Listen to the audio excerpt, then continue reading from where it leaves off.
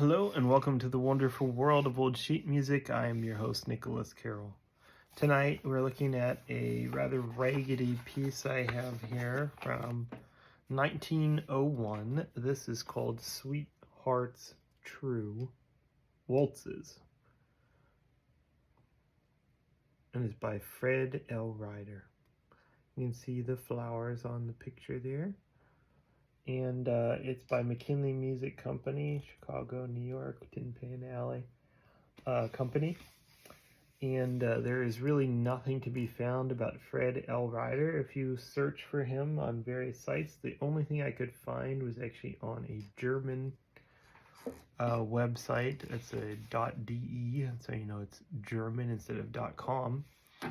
But it is a German site that tries to research a lot of Tin Pan Alley composers. Apparently, they are really especially fascinated by that time period in America. But their site, which does actually have a lot of stuff about other composers, for this guy, it literally just says nothing is really known about him except the pieces of sheet music that can be found by him. So this is one of them. It says it has waltzes in the name. So when I look through it, it does have two sections, but they're not really separated as if they're different pieces. So when it says waltzes, it's more of like an A-B form kind of thing than it is a separate piece. They don't have separate titles or anything, or even subtitles. When it says Sweethearts True Waltzes, you'd think maybe like there'd be two waltzes and each would have their own number or name, but it doesn't really have that. So it's also a little interesting because of the name Sweethearts True doesn't have a possessive. It doesn't say true love or we're sweethearts. We're truly sweethearts or whatever would make way more sense. So it's kind of not really proper English. So I'm thinking maybe he would have been an immigrant of some kind based on that maybe English wasn't his first language, or it's just something that, you know, he thought sounded good. Even though it's not really normal English to say Sweethearts True. The other thing that's interesting about this is it uses the old pedaling mark, but it looks slightly different. Usually in the old style pedaling, you will have ped written here and a asterisk sign, but this asterisk sign looks different than the usual standard one they would use. This one looks a lot more like a snowflake or something. Usually they're smaller, like more like a typical looking asterisk that you would see on a typewriter.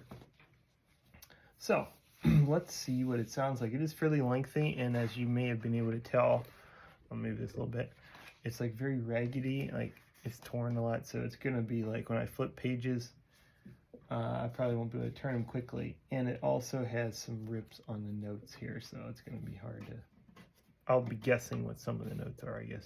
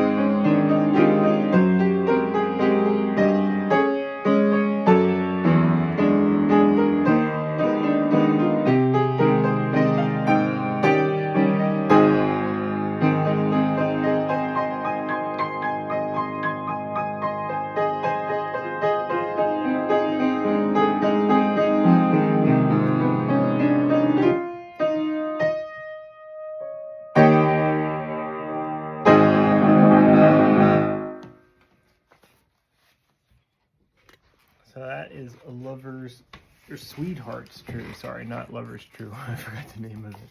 But it's Sweetheart's True. It does have a middle section, so I won't call it waltzes because there was a very obvious repeat at the end and it was an ABA form, kind of like I was guessing. And there was some strange tonality in there. A couple places there's a weird double flat thrown in. So there's a few kind of sounded almost sour notes, and yes, I did sight read this, but I didn't actually play those wrong. They just had a weird tonality to them and a few weird naturals at the beginning that you wouldn't expect for a waltz like this. And then you had the a little different than you might expect, but once you got into the main theme, it was kind of the standard waltz theme. Really reminds you of Johann Strauss Jr. And the standard kind of waltz like that.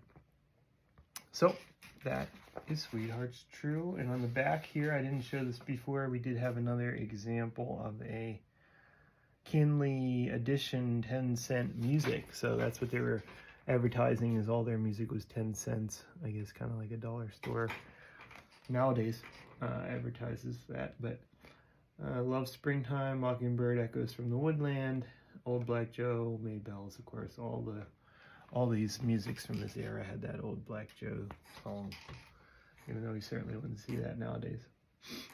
And Tam O'Shanter, that's the only one on here that I haven't heard of. Maybe I'll look that one up because I am not familiar with this Tam O'Shanter, but maybe I'll have a copy of that somewhere. I don't know. Hope you enjoyed.